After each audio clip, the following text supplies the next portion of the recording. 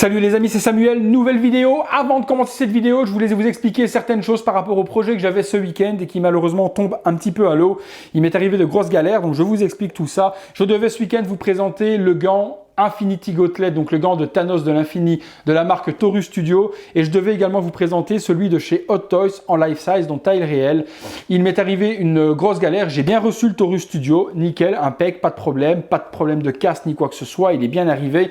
Quelques soucis parce qu'il était resté bloqué à la douane quelques jours, mais il a été libéré comme il se devait, donc zéro souci. Par contre, j'ai reçu le gant de chez Hot Toys qui m'a été envoyé par mon ami à Hong Kong en 2 colis. Puisque la boîte étant très grosse, il était impossible au niveau des dimensions d'envoyer ça par un transporteur classique qu'on utilise. Il fallait passer par FedEx, par UPS et on était à 400 $ pratiquement les frais de port. Donc on a décidé de scinder le colis en 2 boîtes et de faire 2 envois. Vous avez vu, pour ceux qui me suivent sur les réseaux sociaux, que jeudi j'ai reçu donc le colis avec le gant.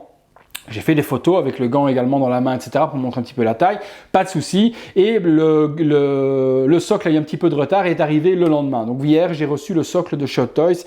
Et malheureusement, voilà dans quel état j'ai reçu le socle. Déjà, l'ouverture, voilà la première photo que j'ai vue quand j'ai ouvert le colis. Donc vous voyez déjà âme sensible s'abstenir. Je voyais déjà qu'il y avait un problème, il y avait quelque chose qui n'allait pas. Et puis quand j'ai ouvert, eh bien voilà dans quel état est arrivé le socle massacré par le transporteur, très fragile. Je trouve que Toys a vraiment foiré de faire ce socle en résine creuse, parce que la résine creuse, vous savez comme moi que si elle n'est pas dans l'emballage d'origine, eh ben ça explose en mille morceaux. Et c'est ce qui m'est arrivé. Ça donne un effet craquelé, hein. On a un effet craquelé comme si le socle avait subi peut-être des dommages par Thanos, mais c'est très inesthétique. Du coup, il m'est impossible ce week-end de vous faire la review du gant de chez Hot Toys. Vous allez donc avoir ici, comme le titre vous l'indiquait, la review du gant de chez Taurus Studio. Et la semaine prochaine, vous aurez le gant de chez Hot Toys, puisque mon ami est en train de procéder au remplacement de ce socle avec les assurances de transport et ce genre de choses. Donc pas d'inquiétude, j'ai énormément de chance d'avoir mon contact là-bas à Hong Kong, qui est une personne exceptionnelle. Je pense que beaucoup auraient galéré à se faire remplacer ce socle en question. C'est pas le cas, il est en cours de remplacement, lundi, mardi il sera envoyé, le nouveau, et donc week-end prochain vous aurez à ce moment-là la review du Hot Toys et également une review comparative du Taurus et du Hot Toys face à face avec la conclusion sur les deux, lequel est le mieux, lequel est le moins bien, les avantages de l'un, les avantages de l'autre. Tout ça sera donc dans la vidéo du week-end prochain. C'est tout les amis pour cette petite explication. Vous voyez que j'ai énormément de malchance cette semaine hein, avec le retard de Iron Spider, la douane, la casse du colis. C'était pas une bonne semaine pour moi. Ça a joué énormément sur ma patience et sur mes nerfs. Mais je tourne la page. On va se dire que la semaine prochaine sera meilleure. On est parti pour la review du Taurus Studio les amis. Allez, à tout de suite. Voilà les amis, nous sommes partis sur cette review Taurus Studio Infinity Gauntlet. Excusez-moi de me voir juste dans le petit coin, mais la boîte est immense, donc il faut que je me fasse de la place pour qu'on puisse me voir. La boîte justement, il faut le savoir que le Taurus Studio arrive dans 2 cartons, donc 2 énormes cartons. Le premier carton contient la base avec le certificat d'authenticité et les câbles de raccordement. La boîte d'origine qui contient donc la base n'a pas ce carton violet en question. Ce carton violet est dans la deuxième boîte et il contient uniquement le gant. Donc nous n'avons qu'une seule boîte violette de la sorte. Il n'y a pas de deuxième boîte violette pour le socle. Pour le socle.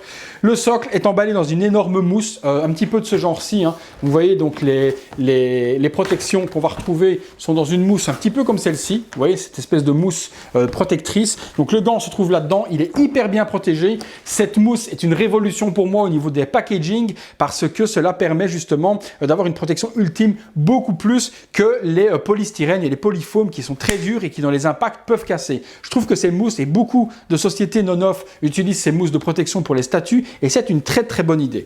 Donc le premier arrive dans cette mousse en question et dans un carton brun. On a la base et le deuxième carton, on a la boîte de chez Taurus Studio, une très jolie boîte avec une galaxie violette Infinity Gauntlet Custom 16 Scales Gauntlet. Il faut savoir que c'est une version qui est sans licence, donc elle n'est pas sous la licence du film Avengers Infinity War. Sur le visuel, on a juste le gant qui est représenté, un gant qui ressemble fort au petit gant que l'on retrouve dans certains produits dérivés du gant de Thanos. On a le logo sur un gris, une boîte assez simple. On va retrouver un logo qui dit que c'est fragile et qu'il faut tenir la boîte vers le haut. mais comme elle est dans un carton brun, les transporteurs ne voient pas cette indication. Sur le côté, on revient sur la même chose, ici sur le même, et puis sur le dessus, nous aurons le magnifique logo du Taureau avec Taurus Studio qui est gris métallisé. Donc une magnifique boîte, hyper simple, mais on ne retrouvera pas de logo du film Avengers Infinity War dedans. On est parti tout de suite les amis pour l'assemblage de ce gant en question. Il s'est très vite rassemblé puisqu'il n'y aura que 2 pièces, mais on va découvrir tout ça ensemble. Allez, à tout de suite. On est parti les amis, assemblage, et pour commencer, nous avons donc cette base pour poser le gant en question.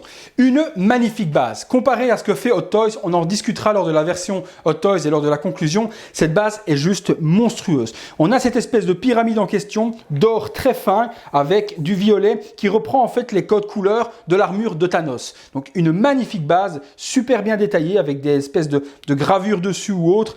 Magnifique, franchement magnifique. Elle fait au niveau des dimensions 40 cm de large sur 39 cm de profondeur. Donc au niveau des dimensions, ça vous êtes au courant si vous voulez vous le procurer au niveau du socle, au niveau d'une table ou quoi que ce soit. 41 sur 39.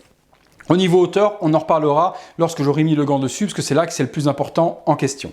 Excusez de ne pas voir ma tête, mais vous ne pouvez pas et voir le socle et voir ma tête en même temps. C'est pas très grave en soi. Ce qui nous importe, c'est surtout le produit.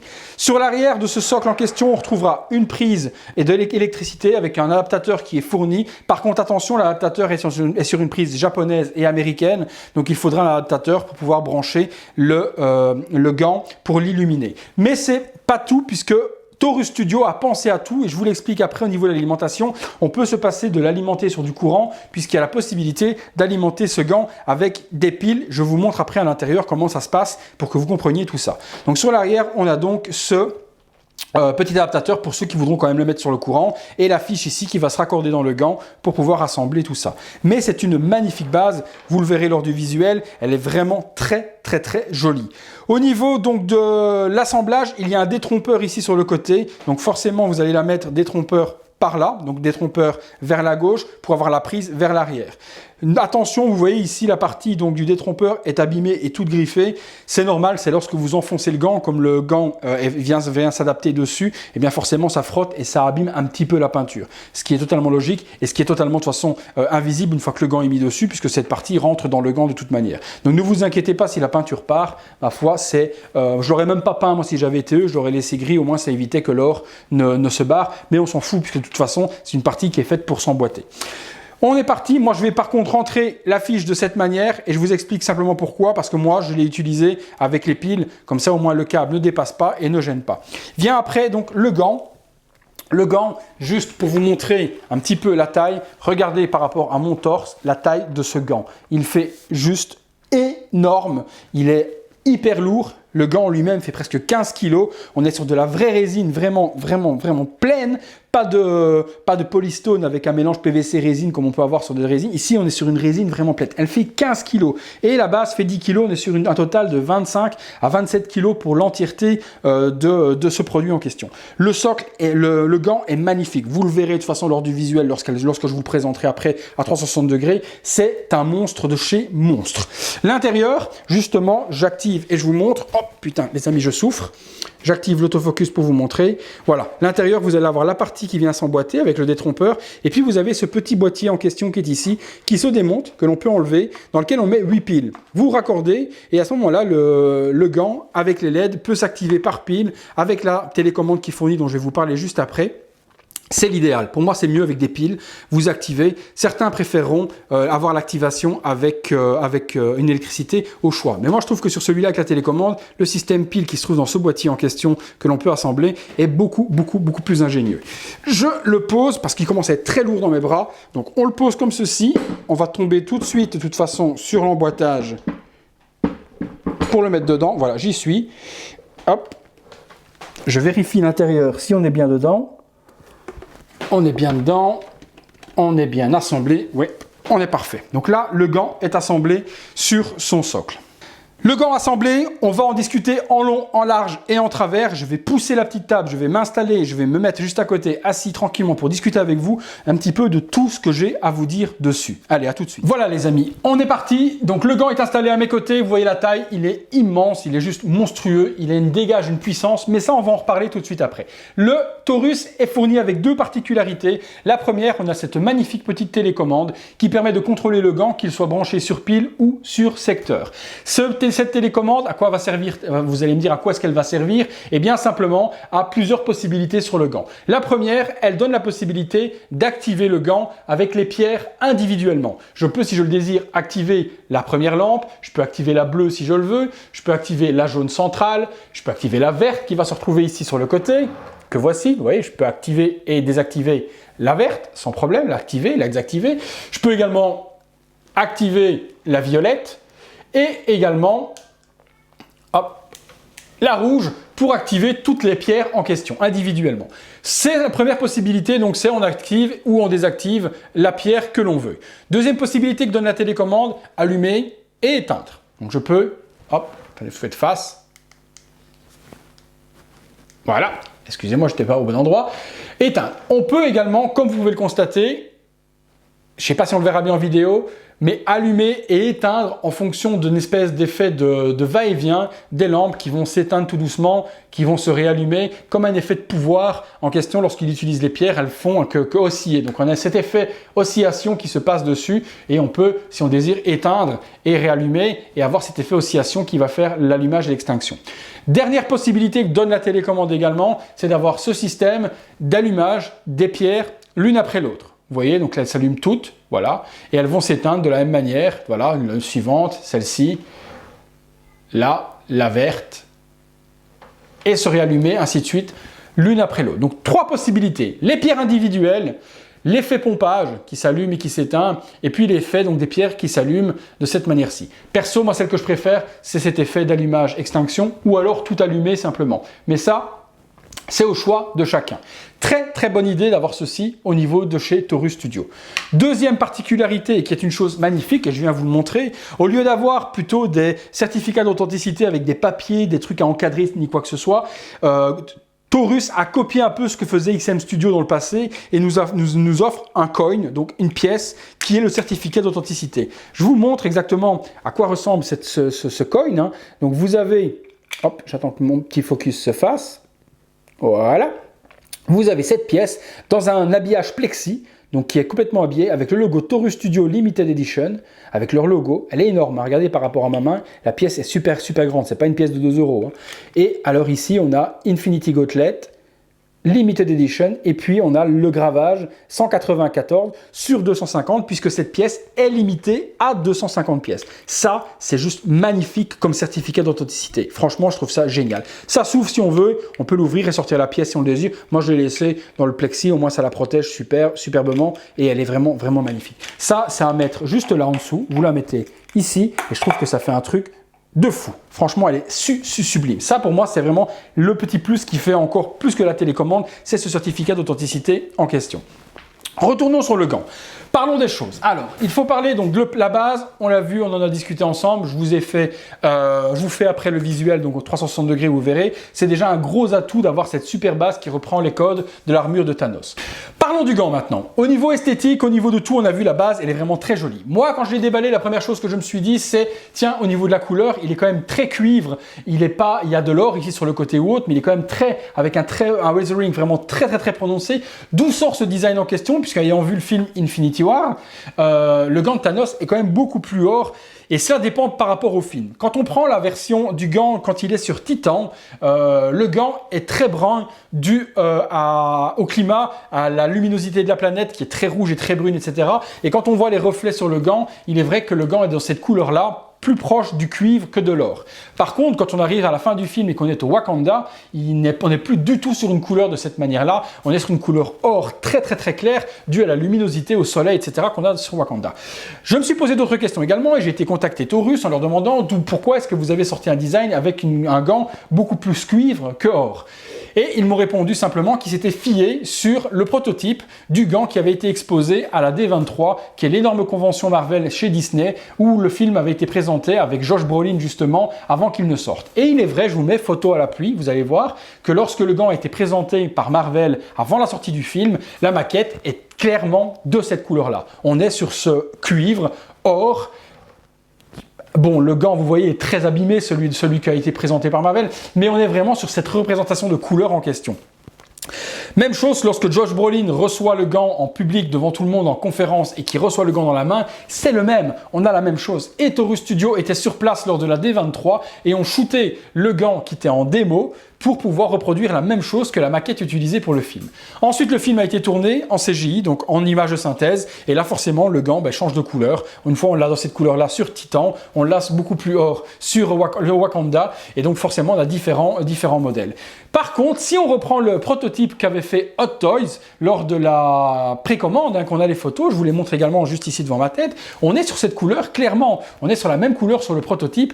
Est-il le même lors de la sortie finale de Hot Toys? Ça on en discutera lors de la review.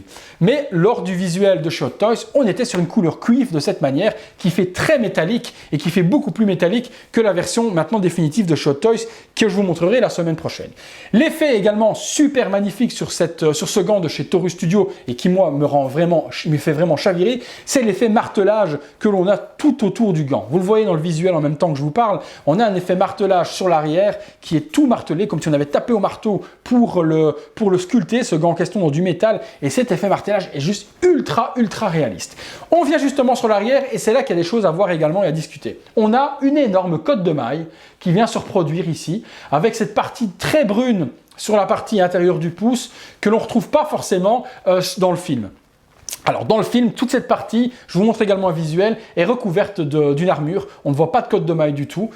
Dans le film par contre, dans le film, on a donc cette cotte de maille en question qui est recouverte. On ne la voit pas. Le prototype par contre qui était montré à la D23 a cette cotte de maille. Donc le sculpteur donc, de chez Taurus Studio n'a pas inventé cette cotte de maille de son imaginaire en disant tiens je mettrais bien une cotte de maille à l'intérieur. Elle était présente sur la version prototype du D23 présenté par Marvel. Donc ils l'ont représenté tel quel qu'ils l'avaient vu. Beaucoup crieront scandale en se disant bah ouais mais dans le film il n'est pas accurate, il n'y a pas ces plaques etc. On voit pas du tout ce genre de choses autour des doigts quand il plie le doigt, tout est couvert d'armure. Oui, dans le film, en image de synthèse, ça a été modifié. Ça n'enlève rien qu'au niveau du gant en question, cette cotte de maille est juste monstrueuse. Et pour vous dire, j'ai vu énormément de personnes qui font des réplicas, donc des répliques de gants, ce genre de choses, et avant de sculpter le gant en métal avec ils mettent une cotte de maille à l'intérieur. Le gant est dans une cotte de maille et puis ils assemblent toutes les parties métalliques pour faire ce custom en question. Donc c'est pas déconnant d'avoir cette cotte de maille et moi je trouve qu'elle apporte un réalisme. Petit bémol peut-être, j'aurais préféré que la cotte de maille soit en or plutôt que grise, mais comme je vous dis, le prototype était comme ça, donc ils ont juste suivi le cahier des charges qu'avait donné Marvel au niveau de la production de ce gant en question. Vous savez, après le cahier des charges, ça a déjà été le cas chez Hot Toys avec le Stormbreaker et autres, ils donnent un cahier des charges avec des directives, et puis quand le film sort, on voit que tout a été modifié en image de synthèse et que c'est plus du tout la même chose. Donc ça, ma foi, les fabricants ne peuvent pas en être vraiment responsables s'ils ne sont pas informés. Mais regardez ce monstre. Alors, le choix, il y a celui-là avec la poing fermé, et puis on a le choix de la Hot Toys avec la main ouverte. L'avantage de celui-ci, c'est que le poing fermé représente vraiment toute la puissance et la force qu'a Thanos avec ce gant. Cette puissance de poing fermé, quand on le voit, on prend une claque, on se dit mais quelle bête que c'est. Moi, c'est ce que je me suis pris comme claque quand je l'ai vu. Je me suis dit ce gant énorme avec ce poing fermé montre en fait toute la force et toute la puissance de ce gant que porte Thanos. Il est monstrueux. Il est monstrueux. Il faut l'exposer pas trop haut. Vous voyez là de la façon dont je vous l'expose par rapport à la vidéo, c'est pas très intelligent. Il faut vraiment l'exposer un petit peu plus bas ou avoir une vue pour le voir du dessus. Pourquoi? Parce que là, on a l'impression d'avoir un gant amputé où on voit plus les doigts. Or que quand vous le posez un petit peu plus bas, j'essaierai de vous montrer après, lors du visuel, vous verrez, je vais essayer de vous faire un visuel d'un petit peu plus haut. Et bien en fait, les doigts remontent au niveau des deux doigts ici, plus au niveau de la fermeture. On est vraiment sur une fermeture de ce genre-là et on voit l'index et le majeur qui sont relevés et ça donne un effet beaucoup plus joli. Donc pour moi, il faut l'exposer à une hauteur pour que vous puissiez le voir à la hauteur de votre bouche, pour que vous puissiez le voir de haut et de face en même temps. mais il est monstrueux. L'avantage également, peut-être aussi au niveau de la pose, de le présenter peut-être comme ceci, avec la pose en 3/4 pour montrer le pouce et montrer justement les doigts qui vont se voir peut-être un petit peu plus facilement. Mais c'est un monstre, c'est un monstre de chez monstre. Autre chose dont je voulais vous parler les amis, voilà, je voulais proposer une loterie sur ce gant en question. Je voulais vous le faire gagner en loterie avec 10 € le ticket, 100 tickets parce que le gant coûte 1000 € approximativement. Donc je voulais vous le faire remporter et après réflexion, ça m'engage dans énormément de choses. Les loteries ne sont pas autorisées sur PayPal, les loteries ne sont pas autorisées non plus sur YouTube. Donc ça me risque de me mettre énormément de problèmes au niveau législatif, au niveau légal de faire des loteries en n'étant pas autorisé et agréé à faire ce genre de choses en question. Donc je dois oublier cette idée de faire de la loterie. Vous avez été beaucoup à dire que ça vous aurait intéressé, mais pour moi ça devient très compliqué au niveau législatif, au niveau de l'envoi s'il y a de la casse, au niveau des personnes, est-ce que vous auriez participé ou autre. Donc je suis désolé, j'étais très content que vous me fassiez le retour au niveau du sondage sur ce gant en question et j'ai 150 personnes qui étaient intéressées à peu près, mais est-ce que ces 150 personnes étaient juste oui c'est une bonne idée ou oui j'aurais participé? C'est compliqué de faire ce genre de choses. Je pense qu'au niveau légal, il faut rester dans la légalité au niveau des règles de PayPal et de YouTube et ne pas m'engager dans certaines choses. Je pense que vous comprendrez largement que pourquoi mon retrait. Mais merci à tous d'avoir participé en tout cas à ce sondage en question. Le gant. Je vous fais un petit visuel, 360 degrés du gant en question, vous allez le voir tourner sur la base et voir un petit peu à quoi il ressemble sur toutes les coutures, du haut, des côtés, de près, de loin. Mais c'est vraiment une très belle pièce. Allez, à tout de suite les amis.